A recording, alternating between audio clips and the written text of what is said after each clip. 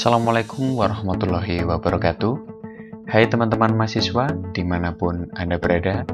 Saat ini Anda sedang menyaksikan video pembelajaran MKU Bahasa Indonesia. Topik yang akan dipaparkan adalah mengenai kalimat efektif. Peta konsep dalam topik MKU kalimat efektif ada 4. Yang pertama, kita akan membicarakan kalimat efektif dilihat dari hakikat, kemudian kaidah-kaidah dari kalimat efektif, struktur kalimat efektif, dan penggunaan kalimat efektif. Oke, perlu teman-teman ketahui, jika dilihat dari KBBI, maka definisi yang dapat diambil dari kalimat adalah kesatuan ujar yang mengungkapkan suatu konsep pikiran dan perasaan ide. Ya, jadi perasaan ide, ya, itu nanti dituangkan dalam bentuk konsep. Ya, konsep ini berada pada pikiran seseorang atau subjek. Ya, kemudian diterjemahkan dalam bentuk kesatuan ujar. Ya, itu adalah pengertian atau definisi kalimat dilihat dari KBBI. Berikutnya, Ramlan di bukunya tahun 96 di halaman ke-6 bahwa satuan tata bahasa atau gramatik yang dibatasi jeda panjang dan disertai nada akhir atau turun. Oke, untuk definisi Ramlan ini telah menyinggung tanda baca. Kalau disesuaikan dengan definisi dari Ramlan, maka disertai nada akhir atau turun ini adalah penggunaan tanda baca. Berikutnya, kalimat menurut Abdul Khair ya, merupakan satuan antar kata. Ya, antar kata di sini disebut sebagai sintaksis yang disusun dari unsur dasar, yaitu kata atau frasa, menghasilkan klausa, dilengkapi dengan konjungsi, opsional, ya, boleh ada, boleh tidak, serta disertai dengan intonasi final. Ya, kalau kita pahami definisi dari Khair ini memiliki kesamaan ya, dengan definisi dari Ramlan, yaitu ada intonasi atau nada begitu. Nah, intonasi di sini diterjemahkan sebagai tanda baca sebagai penutup kalimat. Merinci definisi dari Khair karena definisi dari Khair ini cukup kompleks ya dan dapat mewakili dari bentuk kalimat, maka ada perincian menurut versi saya ya. Teman-teman bisa lihat bahwa antar kata di sini berwarna merah ya, fontnya atau hurufnya, maka ini juga merah.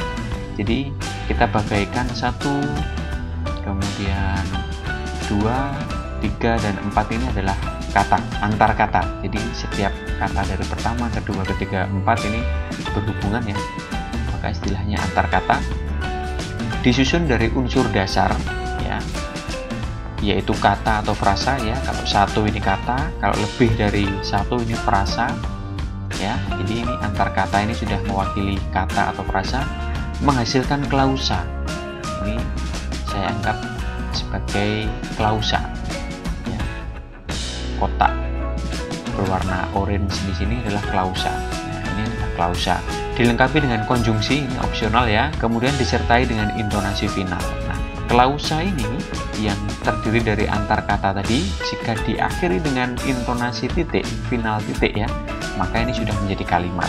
Kalau tanda tanya ya, ini namanya kalimat tanya. Kalau tanda seru, maka disebut sebagai kalimat perintah atau imperatif begitu. Nah, ini adalah salah satu bentuk dalam memaparkan lebih rinci definisi dari Khair.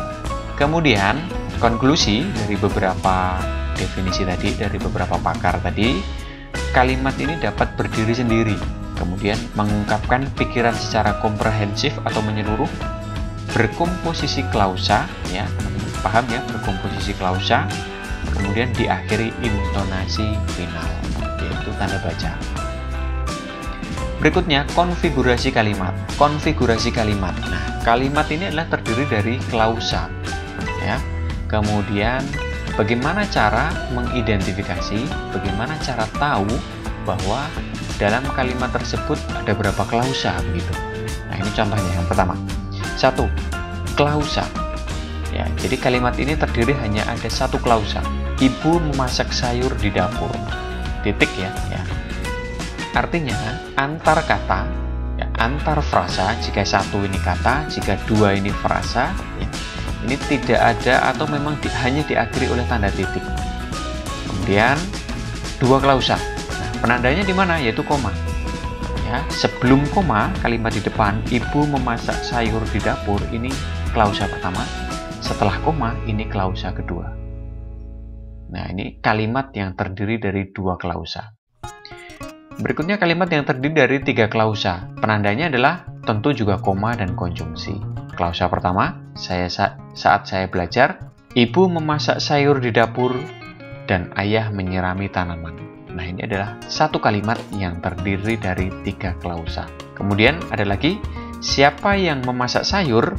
Ya, ini juga sama, ini satu klausa. Jawabannya adalah ibu saya. Ya, sesuai dengan bagian ini tadi ya. Nah, ini merupakan kalimat yang berkonfigurasi konstituen dasar dari frasa. Artinya adalah konstituen dasar frasa itu dari pilihan jawaban ini. Ibu saya, ada dua kata ya. Nah, ini adalah frasa. Nah, mengapa disebut konstituen dasar? Karena ibu saya, jawaban si B, yaitu ibu saya, ini merupakan bagian terkecil dari sesuatu yang besar. Sesuatu yang besarnya apa? Pertanyaannya. Siapa yang memasak sayur? Nah, ini adalah konstituen besarnya. Jawabannya adalah ibu saya. Nah, ini adalah konstituen kecilnya. Mengapa disebut frasa? Kembali lagi, karena ada dua kata di sini. Begitu juga pada satunya ya. Apa yang disiram ayah? Rumput. Nah, konstituen dasarnya adalah kata. Mengapa? Karena hanya ada satu kata di sini, rumput. Begitu. Dan kedua kalimat ini merupakan kalimat deklaratif atau kalimat tanya. Penandanya adalah intonasi tanya atau tanda tanya. Nah, itu adalah konfigurasi kalimat. Berikutnya, kaidah kalimat efektif. Ya, ada beberapa kaidah kalimat efektif. Yang pertama, logis, paralel, hemat, tegas, tepat, cermat, padu, sejajar, dan harmonis. Totalnya ada 9 ya. Nah, kaidah kalimat efektif ini ada 9. 9 ini dapat teman-teman ikuti, dapat teman-teman jadikan petunjuk agar kalimat yang akan dibuat, akan diproduksi itu masuk dalam kategori efektif. Lalu penjabarannya kita bahas satu persatu. Logis yang dimaksud adalah kalimatnya pasif dan aktif itu harus jelas. Jika pasif atau jika aktif itu harus jelas, subjek dan keterangan harus jelas, pengantar kalimat dan predikat harus jelas, induk kalimat dan anak kalimat harus jelas, subjek tidak ganda, predikat tidak didahului kata yang. Predikat itu verba ya, atau kata kerja. Nah, ini masuk dalam kategori kalimat efektif, yaitu logis. Ya, logis itu masuk ke akal, mudah diterima akal pikiran begitu. Maka kaidah-kaidah ini silahkan diikuti. Berikutnya paralel. Kalimat efektif berparalel maksudnya adalah predikat kalimat atau kata kerja dalam kalimat majemuk setara rapatan harus paralel. Artinya, jika kata kerja harus kata kerja semuanya. Jika kata benda, harus kata benda semuanya. Nah, hal ini perlu diberi contoh ya. Contoh di sini, harga minyak disesuaikan atau kenaikan itu secara wajar. Ya, jika dibaca saja kurang nyaman nih. Artinya ada sesuatu yang tidak serasi, ya, tidak setara begitu, yaitu antara disesuaikan dan kenaikan. Nah, maka kategori paralel yaitu harus setara. Apanya yang setara? Ya tentu predikatnya. Ya, ini predikatnya ya, verbanya, yaitu harga minyak disesuaikan atau dinaikkan secara wajar. Ya, nah ini adalah bentuk kalimat efektif jika dilihat dari kategori paralel. Berikutnya tegas. Ya, kalimat efektif harus tegas. Maksudnya adalah unsur-unsur yang ditonjolkan ini diletakkan di awal kalimat. Ya, yaitu presiden menegaskan agar kita selalu hidup disiplin. Nah, Ya, jadi frasa presiden menegaskan ini sudah bentuk tegas untuk mengawali ide pokok, ya, agar nanti kalimat ini menjadi kalimat yang benar-benar berisi pokok permasalahan dari sesuatu hal yang dilihat oleh penulis. Kemudian membuat urutan yang logis, misalnya 1, 2, dan 3, kecil, sedang, dan besar, anak-anak, remaja, dan orang tua, dan sebagainya. Jadi ada urutannya, ya, itu disebut sebagai tegas. Contoh, penggemarnya tidak hanya anak-anak, ya, tetapi juga remaja, naik ya, orang tua, bahkan kakek-kakek. Nah, ini secara tegas, ya, secara konsisten, naik begitu tingkatannya. Berikutnya adalah hemat. Kehematan adalah penggunaan kata-kata secara hemat, tetapi tidak mengurangi makna atau mengubah informasi. Ya, pendek katanya adalah ketercakupan saja. Jadi tidak perlu berlebihan, tidak terlalu banyak, ya, tidak perlu terlalu mutakhir kekinian, ya. Ya, jadi kategorinya adalah hemat. Berikutnya tepat, cermat, dan padu. Ya, kalimat efektif itu tepat jika pemakaian katanya ya tepat, kata berpasangan harus sesuai, menghindari peniadaan preposisi. Preposisi itu kata depan seperti di, ke, dari. Nah, ya, jadi itu juga penting sekali. Kemudian cermat, prinsip kecermatan berarti cermat dan tepat dalam penggunaan diksi. Nah, ini pemilihan kata ini penting sekali. Mengapa? Karena kalimat efektif ini harus sesuai dengan topik yang dibahas. Topik yang dibahas sesuai dengan diksi yang dilibatkan atau pilihan kata. Berikutnya adalah padu, berarti koheren, unsur kata dan kelompok kata mempunyai hubungan timbal balik, kemudian subjek dengan predikat, predikat dengan objek, ini juga padu. Ya, nah, ini adalah kaidah kalimat efektif. Kemudian sejajar. Artinya, sejajar adalah penggunaan bentuk-bentuk yang sama pada kata-kata yang paralel agar kalimat terlihat rapi dan bermakna sama, sejajar dalam kalimat yang diperlukan. Contoh, maskapai tidak bertanggung jawab terhadap kehilangan, kerusakan, busuknya, dan mati. Ya, kita fokuskan pada yang sudah ditebalkan dan dimiringkan ini. Nah, ini dianggap tidak sejajar. Karena apa? Karena kelihatan visual saja sudah tidak rapi, ya, dan tidak bermakna sama. Jadinya karena ada yang verba, ada yang nomina, nah maka kita samakan agar sejajar. Contoh, pembenarannya di bawah ya, maskapai tidak bertanggung jawab terhadap kehilangan, kerusakan, kebusukan, dan kematian. Dilihat saja sudah rapi, ya. Apalagi jika dilihat, dianalisis sesuai dengan jabatan kalimatnya. Ini yang dimaksud dalam kaidah kalimat efektif berkategori sejajar. Harmonis, ya, harmonis ini adalah tahap akhirnya. Secara utuh, harmonis adalah hasil dari kalimat efektif yang terlihat serasi dan selaras. Nah, jadi jika diikuti, ya, syarat-syarat ini, maka kalimat efektif bukan hanya efektif saja yang dirasakan, namun juga harmonis. Berikutnya struktur kalimat efektif. Nah, perlu teman-teman ketahui, teman-teman dapat memproduksi kalimat efektif itu bisa dilihat dari strukturnya. Teman-teman bisa berangkat dari kalimat umum. Ya, kalimat umum itu artinya adalah menggunakan subjek dan predikat, ini wajib. Jadi, ketika membuat kalimat, maka jika berangkat dari struktur kalimat efektif umum, maka wajib ada subjek dan predikat. Jika ada wajib, tentu ada yang tak wajib. Tak wajibnya apa? Ya, ada kata keterangan, pelengkap. Nah, ini tidak harus ada. Tapi yang jelas, subjek dan predikat ini harus ada. Maka, ketika membuat kalimat, ketika ada buah pikiran atau ide mengenai permasalahan tertentu yang akan dituangkan dalam bentuk tulis, apalagi formal ya, tugas begitu, maka sertakan, maka pertimbangkan dulu apakah sudah lengkap dulu subjek dan predikatnya. Nah, ini perlu dipertimbangkan.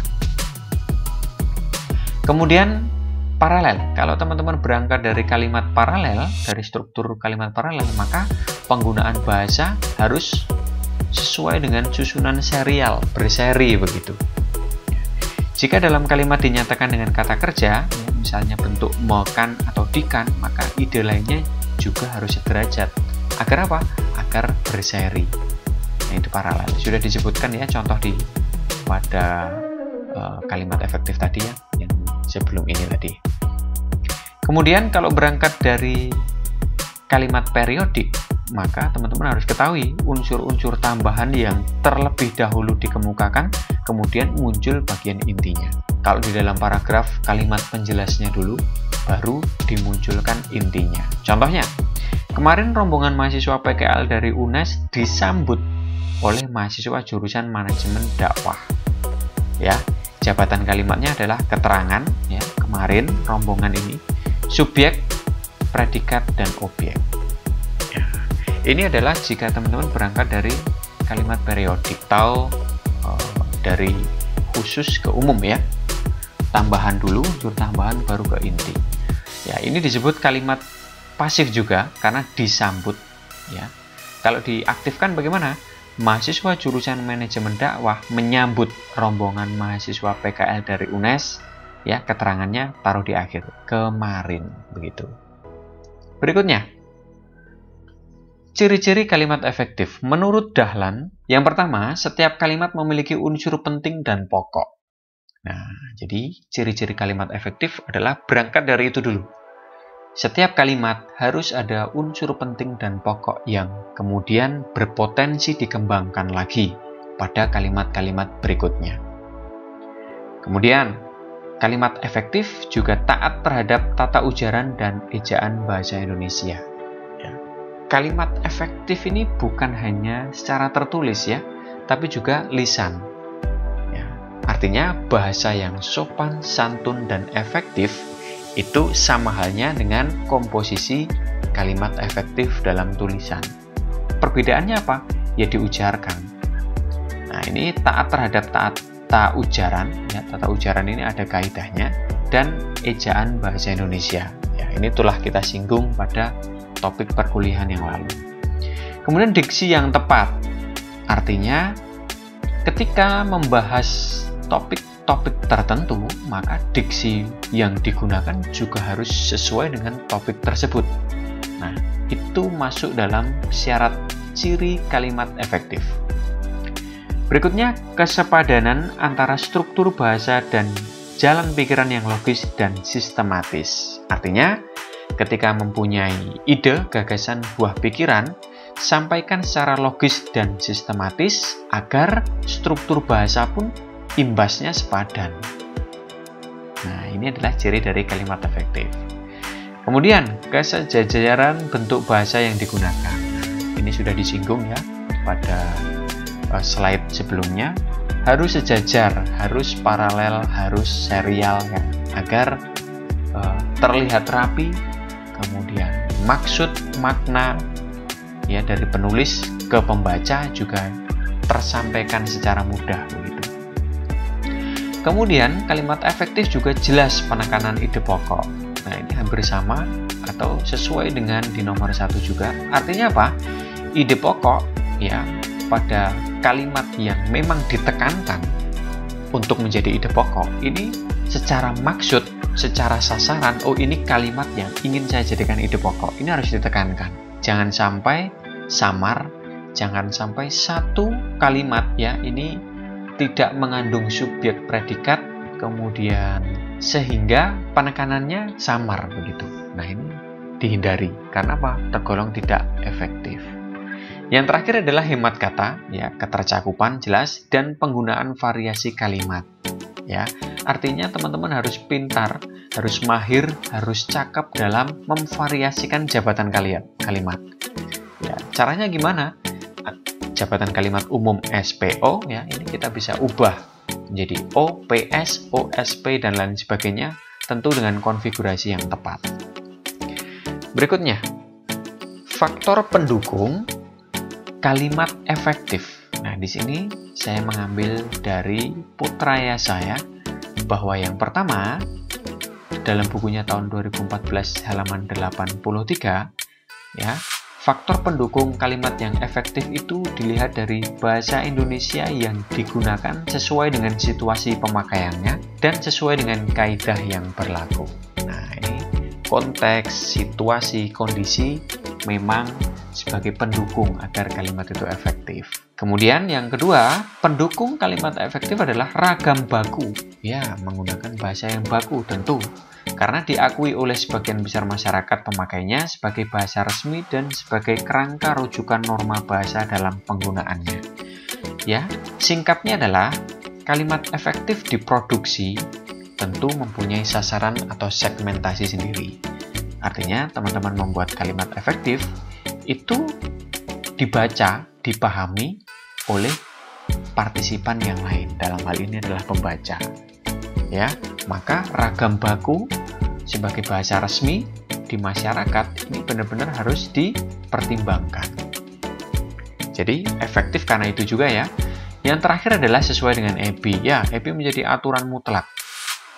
Ya, aturan mutlak sebagai kalimat efektif. Maka ini merupakan salah satu pendukung dari kalimat efektif. Berikutnya adalah faktor penyebab ketidakefektifan kalimat. Ya, masih menurut Putrayasa, di sini ada 10 penyebab ketidakefektifan kalimat. Nah, teman-teman silahkan pada sesi ini mengingat kembali, nah ini penting sekali, kalimat-kalimat yang selama ini teman-teman produksi, apakah sudah efektif?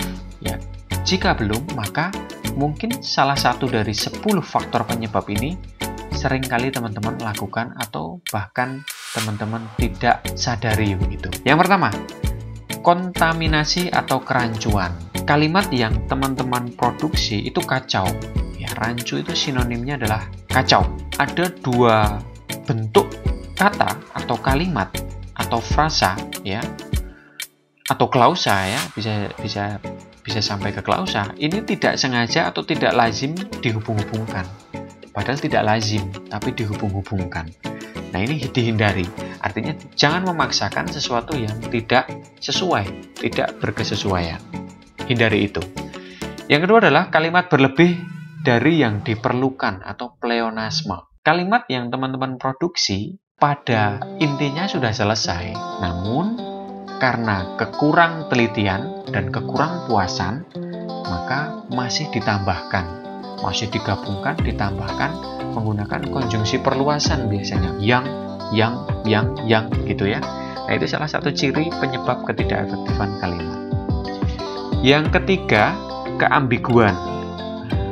Ambigu dalam hal ini adalah bermakna lebih dari satu. Fokusnya adalah A ya, tapi karena ambigu maka maknanya jadi ganda, didasari pada sesuatu yang tidak tegas dalam memberikan penekanan dalam kalimat. Nah, ini dihindari. Kemudian yang keempat, subjek tidak jelas ya, tidak tegas dalam memposisikan subjek secara tegas sebagai sentral dari permasalahan-permasalahan yang akan diikuti nanti. Ya, ada subjek, predikat, objek. Nah, subjeknya ini tidak jelas. Nah, ini bisa dihindari. Kemudian preposisi yang mubazir, artinya adalah kata depan yang ini sia-sia atau tidak berguna dan terbuang sia-sia saja atau berlebihan saja. Nah, ini tolong dihindari. Ya, tidak perlu terlalu banyak preposisi untuk menggabungkan ya beberapa kata. Nah, ini perlu untuk diteliti, perlu dicek. Ya, preposisi gunakan pada kata-kata yang memang membutuhkan preposisi. Artinya tidak semua kata membutuhkan preposisi begitu. Berikutnya yang keenam, ini kesalahan logika. Nah, ini berhubungan dengan cara berpikir ya, kognitif. Artinya tidak logis. Ya, tidak. Ya, jadi dibaca ini tidak ketemu makna yang diinginkan. Bahkan penulis sendiri pun terkadang membaca lagi ini menjadi samar, ini bacaannya seperti apa ya gitu. Apalagi pembaca yang mempunyai wawasan tingkat berpikir sendiri begitu. Nah, artinya kembali lagi agar efektif maka yang logis saja. Berikutnya nomor 7 yaitu ketidaktepatan bentuk kata. Artinya adalah nomina dan verbanya pun tidak tegas ya, atau hanya menggunakan lampau. Ya, jadi bentuk kata lampau ini dihadirkan pada kalimat-kalimat yang notabene atau mayoritas sudah mutakhir begitu, kalimat-kalimat kekinian begitu. Apalagi topiknya topik-topik hangat, tetapi masih menghadirkan bentuk kata nomina verba itu lampau. Nah, ini tidak tepat, maka menjadi tidak efektif. Kemudian ketidaktepatan makna kata. Nah, ini apalagi ini ya, tolong dihindari. Ya, ketidaktepatan makna kata ini berhubungan dengan kejelian dalam memposisikan maksud dan tujuan yang ingin dituangkan dalam bentuk tulisan. Kita menulis tujuannya adalah agar mudah dipahami, agar bisa dikonsumsi publik, maka makna pun harus tepat, jangan sampai tidak tepat. Kemudian pengaruh bahasa daerah ini juga penting sekali, ya. Menyisipkan bahasa-bahasa atau istilah-istilah serapan boleh saja, tetapi jangan terlalu dominan. Nah, kita menghadirkan serapan-serapan yang memang sudah diserap pada bahasa Indonesia, ini diperbolehkan. Tapi jangan terbiasa. Jadi kebiasaan penggunaan bahasa daerah kita ini masuk dalam penggunaan kalimat efektif. Ya, ini menjadi tidak efektif ya. Yang terakhir adalah pengaruh bahasa asing. Dihindari pengaruh bahasa asing yang belum diserap atau bahasa daerah yang belum diserap, ini dihindari atau jangan terlalu banyak, karena menjadi tidak efektif. Nah, penggunaan kalimat efektif, nah ini penting sekali teman-teman ketahui bahwa penggunaan kalimat efektif ini realitanya atau faktanya secara kontekstual, ya, teman-teman akan gunakan pada tulisan-tulisan ilmiah seperti makalah, skripsi, tesis, disertasi, laporan penelitian, ya. Ini harus menggunakan kalimat-kalimat yang efektif. Mengapa? Karena menggunakan kalimat efektif adalah salah satu syarat dalam menuangkan buah pikiran ke dalam bentuk atau kategori karya ilmiah atau ilmiah. Nah, ini harus efektif. Berikutnya, teman-teman juga harus ketahui bahwa kalimat efektif ini tidak digunakan pada ranah ilmu sastra, ya. Ya, sebaliknya, ya, ilmu sastra ini ada yang namanya, ada kekuatan pada diksi, ya, ada gaya bahasa dan lain sebagainya, maka tidak digunakan dalam ilmu sastra. Berikutnya, sengaja saya sisipkan kalimat simpleks dan kompleks. Alasannya adalah teman-teman akan bersinggungan erat dengan pola-pola seperti ini. Ya, pada tugas, pada karya ilmiah nanti, pada tugas karya ilmiah, berbicara secara lisan. Nah, ini menggunakan kalimat efektif dengan pola simpleks dan kompleks. Artinya apa? Artinya beberapa ide akan digabungkan, beberapa ide akan dihubungkan. Nah, penghubungan beberapa ide tersebut ini membutuhkan media yang tepat. Ya, dalam bahasa Indonesia disebut konjungsi. Nah, jika konjungsi digunakan secara tepat, maka ide-ide terkait, ya, ide-ide yang teman-teman temukan ini dapat terhubung dengan baik. Maka kita hadirkan kalimat simpleks. Kalimat simpleks yaitu kalimat tunggal, hanya ada satu verba utama, ya, dan polanya adalah SP, SPO, SPOK, SPOK pelengkap. Nah, ini adalah kaidah atau definisi dari kalimat simpleks. Contoh, ada beragam jenis topeng di museum ini. Nah, ada di sini adalah predikat, subjek dan keterangan jenis topeng dan di museum ini. Nah, ini satu predikat masuk dalam kategori kalimat simpleks. Kelelawar merupakan, ya, ini juga predikat, hewan unik. Wayang tersebut berbentuk, nah ini juga predikat. Kemudian Aldo menjinjing, nah ini juga predikat. Ya. Kita abaikan saja selain predikat. Ya. Artinya apa? Hanya ada satu verba utama, jadi subjek hanya melakukan satu aksi, ya, atau subjek dikenai tindakan satu saja. Satu tindakan saja. Nah, itu masuk dalam kategori simpleks. Berikutnya, ada kalimat kompleks. Kompleks ini jamak disebut, ya, sebagai kalimat majemuk. Ya, artinya apa? Majemuk itu banyak, bervariasi, bermacam-macam. seperti kompleks ya, kompleks juga sama. Masalah itu kompleks, nah masalah itu macam-macam. Nah ini sesuai dengan analogi kalimat kompleks dengan kompleks yang sering kita dengar pada kehidupan sehari-hari. Kompleks itu dua atau lebih klausa. Ya, sudah ketemu ya, karena kompleks tadi bermacam-macam, bervariasi, maka kalimat kompleks ini mengandung dua atau lebih klausa, disebut juga sebagai kalimat majemuk, dan ada dua jenis kompleks atau majemuk. Ya, karena majemuk tadi variasi, maka ada dua jenis. Yang pertama adalah majemuk setara, artinya sudah variasi namun setara. Ya, dari beberapa variasi tergolong setara. Ya, karena apa? Karena dua klausa setara dalam satu kalimat. Ya, seperti ini. Kemudian majemuk bertingkat, sudah bermacam-macam namun terlihat sekali macam-macamnya itu bertingkat, ada yang paling tinggi, ada yang di bawahnya mungkin. Nah, ini majemuk bertingkat. Artinya adalah klausa ganda tidak sama, berada di bawah fungsi utama kalimat. Nah, kalau kita berbicara bertingkat, maka ada yang paling dasar, ada yang paling atas, atau sebaliknya, ada yang atas, ada yang bawah. Nah, ini adalah definisi dari kalimat kompleks dan beberapa syaratnya.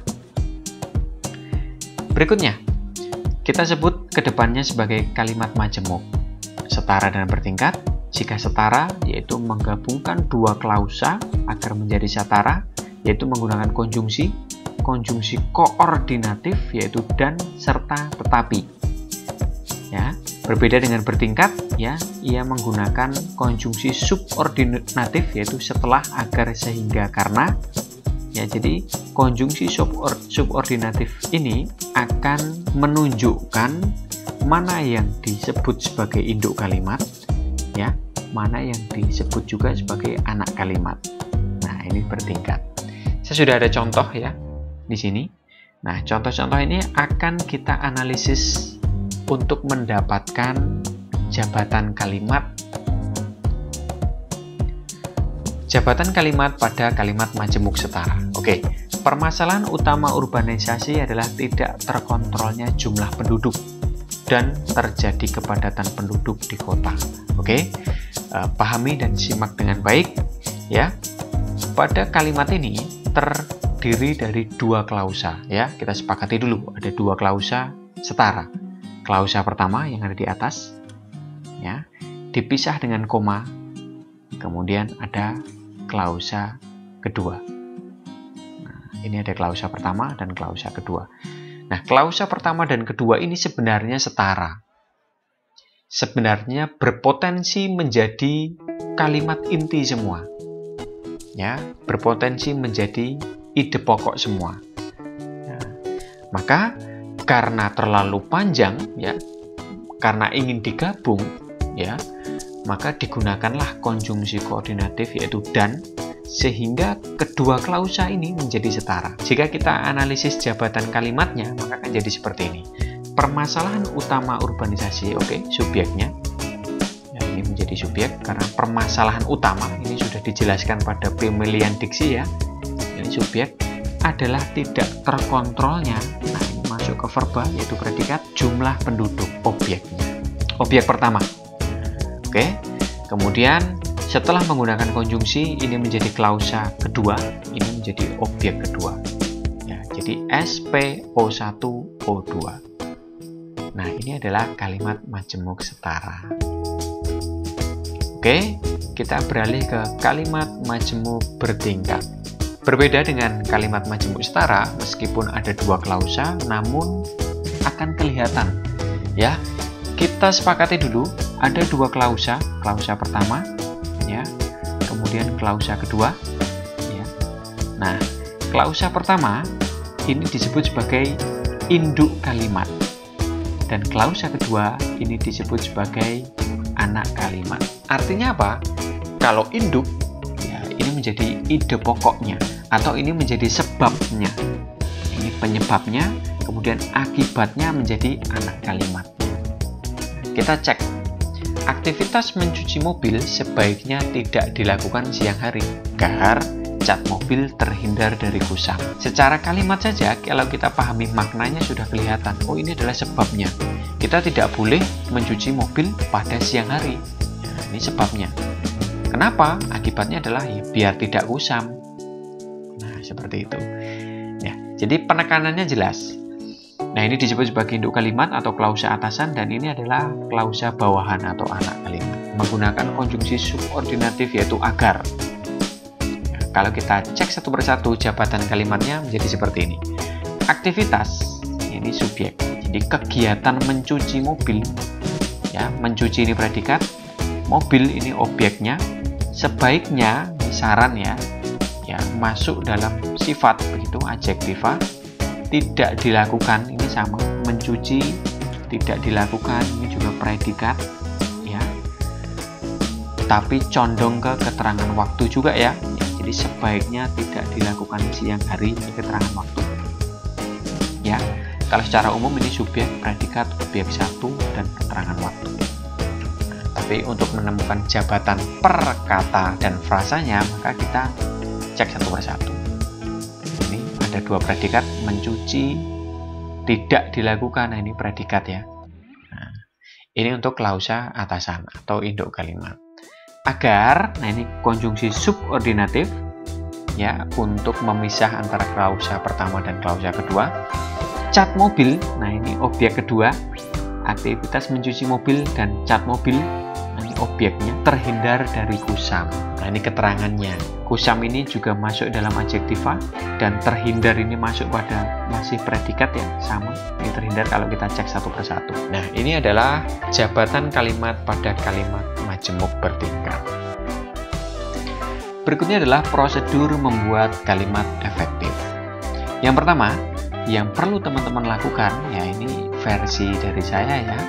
Yang pertama adalah menentukan dulu ide pokoknya. Artinya, mulai dari pemilihan ide pokok untuk menjelaskan permasalahan utama. Jadi memang harus ditemukan dahulu. Jika teman-teman ingin memproduksi sebuah kalimat yang efektif, maka tentukan dulu permasalahannya apa. Satu kalimat saja. Nah, mulai dari itu. Kemudian, setiap kalimat harus memuat unsur penting. Ya, jadi kalimat-kalimat yang akan diproduksi ini diusahakan memuat unsur-unsur penting. Artinya apa? Artinya karena tujuannya nanti adalah bukan kalimat ya, yaitu paragraf, maka setiap kalimat-kalimat yang diproduksi sebelum dirangkai atau pada saat dirangkai ini harus mempunyai unsur yang penting. Kalimat yang telah terpilih dan tersusun memuat kepentingan yang sama. Jangan anggap ide pokok saja yang penting, tapi anggap saja semua itu penting. Mengapa? Karena akan ada pengembangan nanti ke depannya. Ya, belum tentu 10 kalimat yang teman-teman produksi ini akan menjadi satu kalimat utuh atau satu paragraf utuh.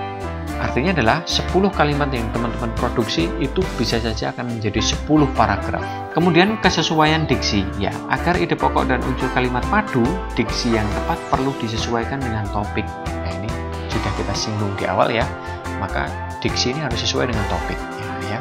Dari ide pokok, kemudian sama pentingnya kalimat-kalimat yang akan diproduksi, kemudian diksinya jangan sampai keluar dari topik ya, akan membuat kalimat ini tidak efektif atau teman-teman akan kesulitan dalam mengembangkan kalimat efektif. Kemudian hemat dan kalimat yang variatif ya, artinya hemat bukan berarti sedikit namun ketercukupan. Variatif kalimat dilihat dari kemahiran penulis dalam mengubah posisi kalimat.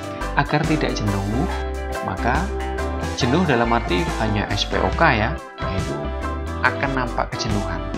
Maka ubahlah posisi kalimatnya. Ya, konfigurasikan sendiri sesuai jabatan kalimat sehingga menjadi satu kalimat yang padu dan utuh. Yang terakhir adalah padu padan, yaitu serasi dan berimbang pada seluruh struktur kalimat. 5 tahap ini dipenuhi. Tujuannya apa sih prosedur membuat kalimat jika mengikuti prosedur ini?